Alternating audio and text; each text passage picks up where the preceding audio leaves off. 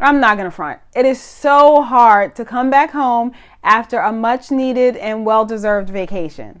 In today's video, I'm gonna show you how I like to do my post-vacation reset to kind of ease back into real life and snap back into reality.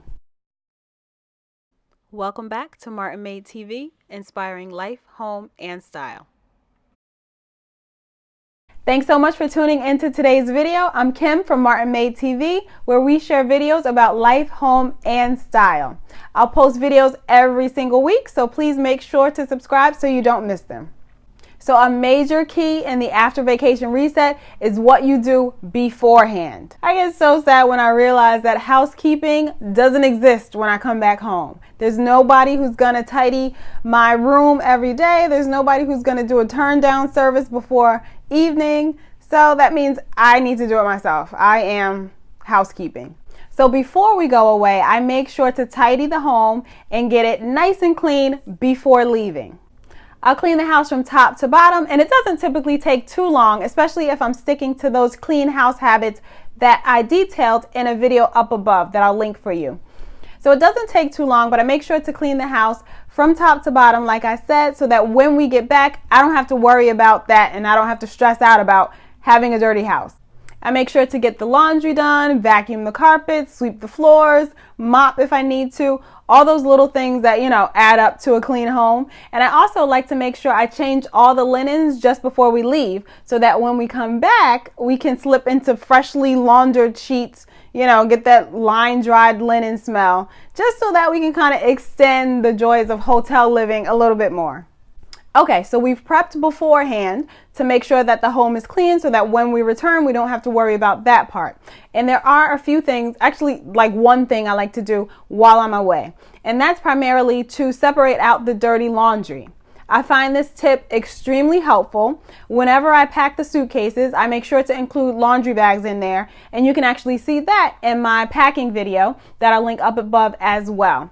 So I'll pack up all the clothes, and I'll also add a laundry bag for dirty laundry so that when we do soil the clothes, I put them in the dirty laundry bag, typically separated by whites and colors, and then as soon as we come home, those bags go right into the washing machine. I don't have to worry about doing all that separating once we get home. And because I am a chronic overpacker, I actually do tend to have some clean clothes still, at the end of vacation. So it makes it easy for me to know which ones are dirty, which ones are clean, keep them separated in the suitcase so that when I get home, it's pretty easy to make sure that the dirty ones get laundered and the clean ones get put back away. And honestly, if I don't do this, once we get home, the suitcases will sit for days. I mean days, because I'll be dreading having to go through all the laundry, and by then everything's dirty because it's just been sitting there forever.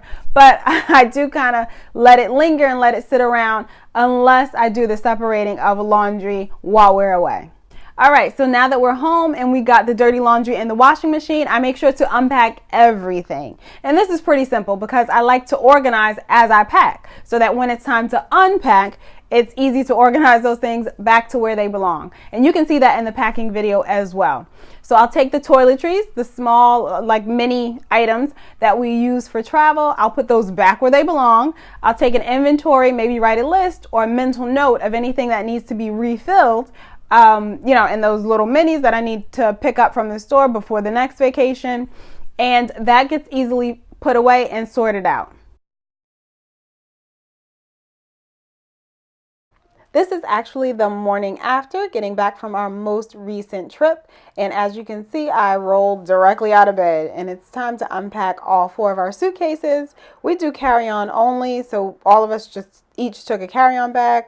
But of course, coffee first. Coffee is most important and I need to get that out of the way first.